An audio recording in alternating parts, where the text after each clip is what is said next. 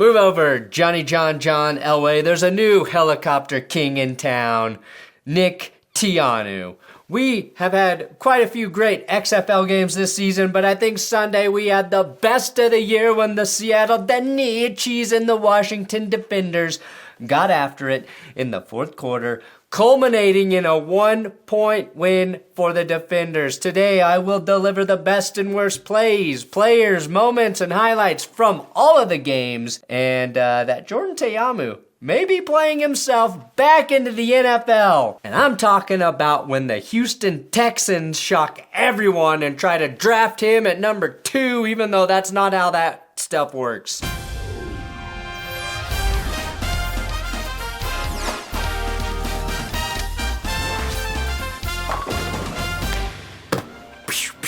Please subscribe to this YouTube channel if we get to 400,000 subscribers. Today, April 10th, 2023, I will get a Tom Brady tattoo on my arm, but only if we hit it today. And also, I've got Big Dick Patreon shoutouts for new patrons: Timothy R. Weand, Silas in Lilly, Andres Dillon, and Robert Dominguez. And note, for all $10 Patreon and YouTube members, I posted our Discord link on the YouTube community tab and in Patreon. That's a new feature we're adding for all $10 members if you want to join.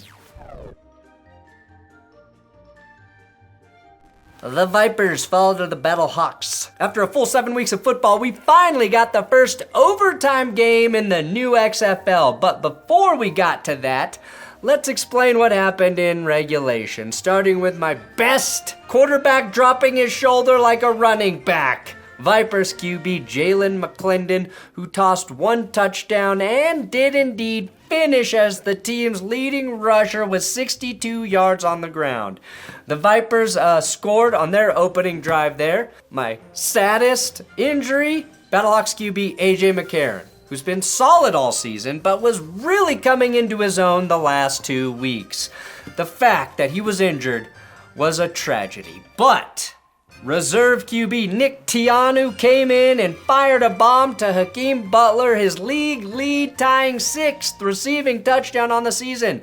But it was the point after attempt by Ta'amu that ingratiated himself into the hearts of the most loyal fans in the XFL. This is the best 2-point play in XFL history from now on and through the fucking future. My funniest looking strip sack interception goes to the Battlehawks. Really an elite level move here by Travis Feeney to ensure, even if this was somehow a forward pass, that the ball went up into the air high enough for his teammate to pick it off. Jumping ahead, the worst fake of the week goes to this play by the Vipers. I don't know what happened to just kicking a field goal, but this looks like your 7-year-old cousin took the controller in Madden.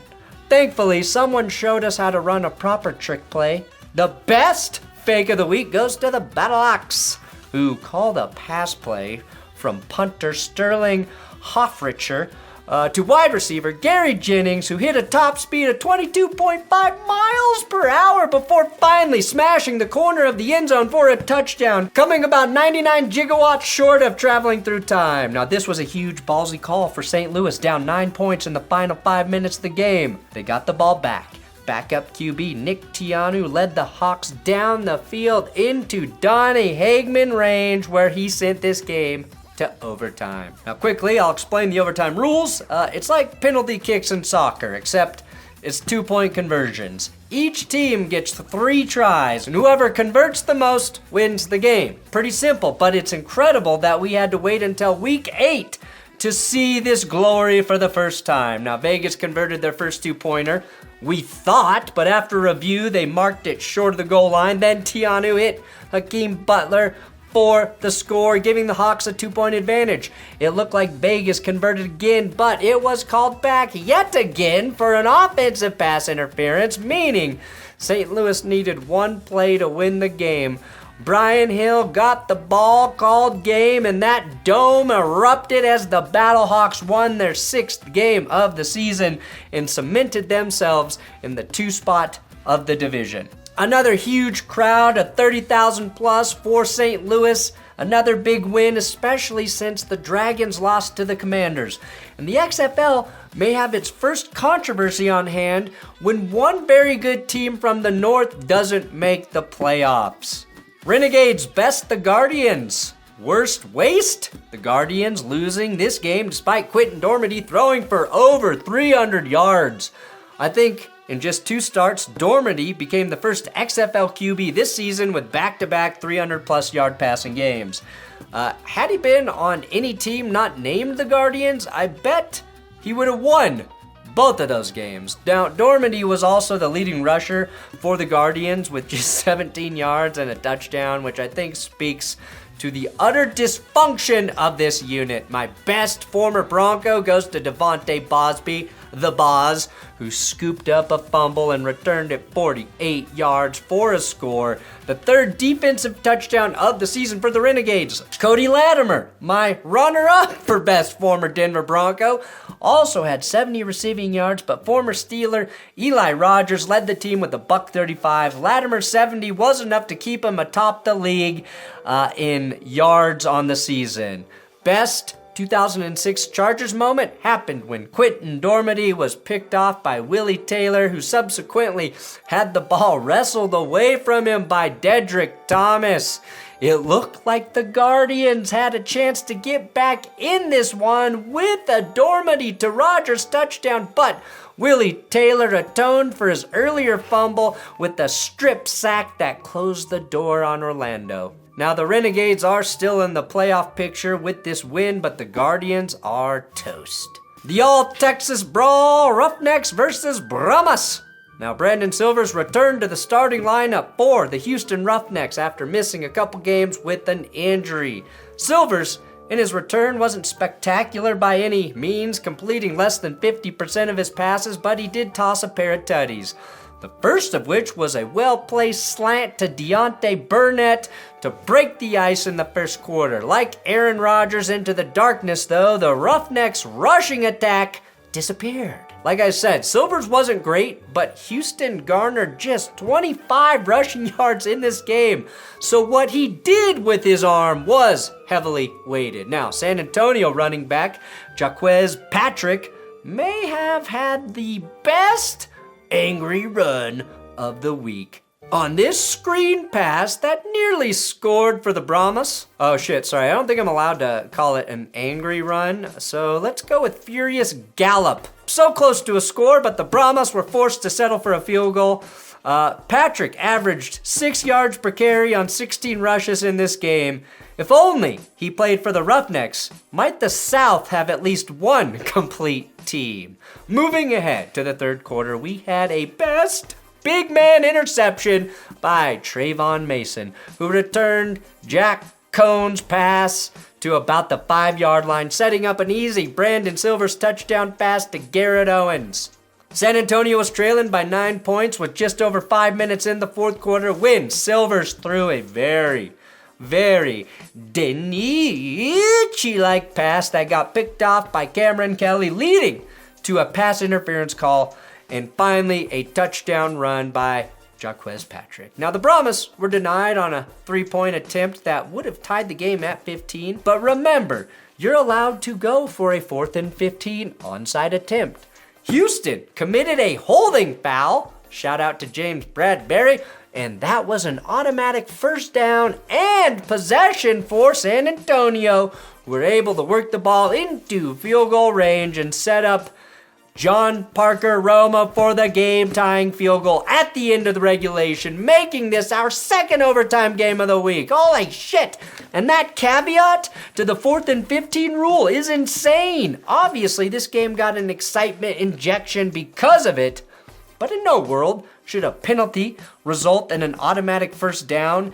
In this situation, 5 or 10 yards and retry the down. Fix it, XFL. Now, Houston and San Antonio were both unsuccessful on their first 2 overtime tries, but on the third play for the Roughnecks, backup QB Cole McDonald finds Burnett, and the Wade Phillips defense holds to give Houston the victory. San Antonio falls to 2-6, while the Necks snap a 3-game losing skid. Dragons versus Defenders in the game of the century. The 5-2 Dragons hosted the 7-1 Defenders. DC was reeling from a loss to the Guardians last week, and the Dragons were on a 5-game reign of terror over the league. But if House of Dragon taught me anything, unless Ben Dinucci's willing to fuck his sister, he doesn't have a chance. Best QB goes to Jordan Ta'amu, who had 245 yards through the air and 4 touchdown passes. But early in the first quarter, Ta'amu hit Chris Blair on a deep ball that set up an Abram Smith touchdown and got DC off to an 8-0 start.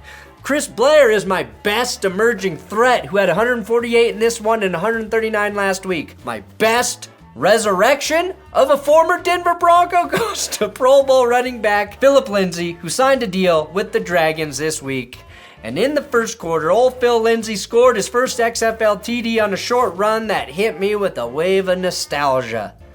Well, as nostalgic as I can get for 6-10 and 7-9. Lindsay, however, would finish the game with just 8 carries for 23 yards. On the other side, old Abram Smith continued to bowling ball through his opponents, racking up 84 yards and a touchdown.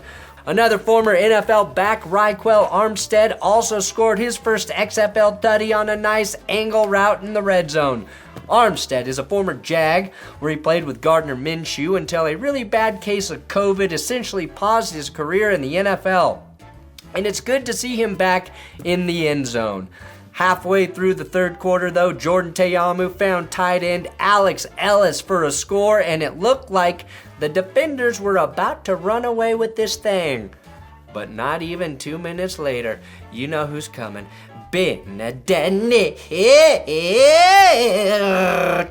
hung in the pocket and fired a seam pass to Juwan Green, and all of a sudden, a 1-point conversion made it a 7-point game, or as the Vatican calls it, the game was within 1 day.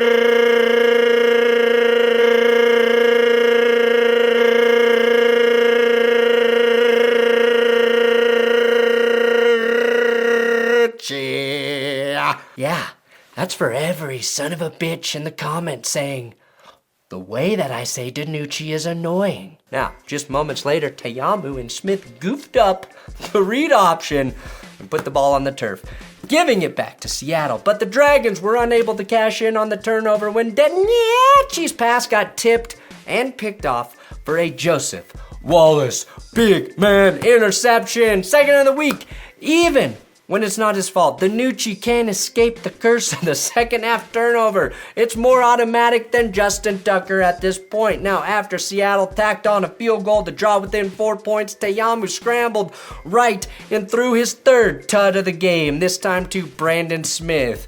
And that is my best throw on the run this weekend. Down 10, the Dragons were slinging the hell out of the ball.